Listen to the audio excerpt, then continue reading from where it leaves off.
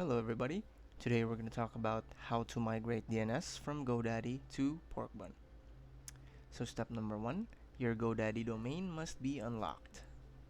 Step number 2, grab an authorization code or a EPP key from GoDaddy. This key is a one-use password that allows you to transfer a domain from GoDaddy to Porkbun. GoDaddy will email it to you within 24 hours at the email address listed under your administrator contact. Step number 3, type in your domain to be transferred under domain name. Then copy the authorization code in your email from GoDaddy and paste it to the authorization code field and hit submit. The transfer or transfers will be added to your cart. From your cart, click continue to billing to pay for the domain transfers.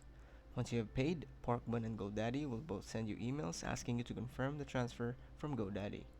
Find the Porkbun email and click the provided link to confirm the transfer. And that's it. Thanks for watching.